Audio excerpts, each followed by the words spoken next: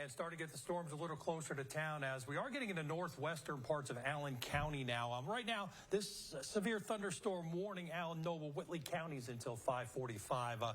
More concerned about some damaging winds and some hail with this kind of cluster of thunderstorms than we are with anything else, but still dangerous cell nonetheless if you are in these areas now.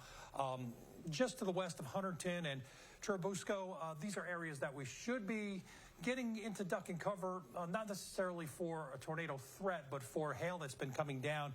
Did put some of the estimated hail tracker on here, and as you can see, just to the southeast of Columbia City, this is at least radar estimating hail size, and it's estimating that hail size potentially up to 1 inch in diameter. So that could be heading toward northwestern Allen County and the other counties that are affected by that severe thunderstorm warning.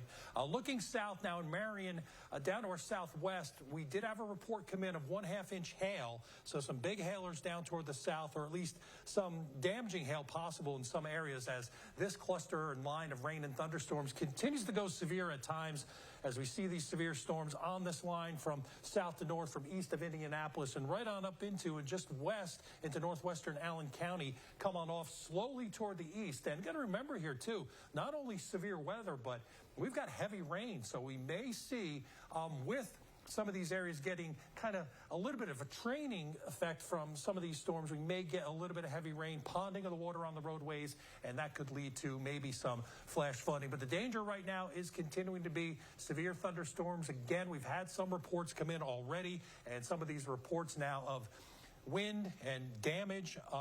Wynota Lake had some trees and power lines down. Tried to throw up a couple of more areas here that did see at least some reports. There's Topeka, power lines down. That is from wind damage. So starting to add up, and I do think we'll get at least in through Allen County here over the next few minutes, within the hour. Likely going to start seeing some storms rolling through that could potentially be producing some damaging winds and hail. Storms head east as we head on through this evening. Overnight, we'll continue to see some drier air push on in, and as it does, we'll get just a couple of showers, thunder showers into the early morning hours. Non-severe storms, though, as you're sleeping overnight, we should be able to rest comfortably. And then as we get into Thursday morning, continuing to see a few spotty showers. We're in the 60s and a little bit of a change in the air mass, too.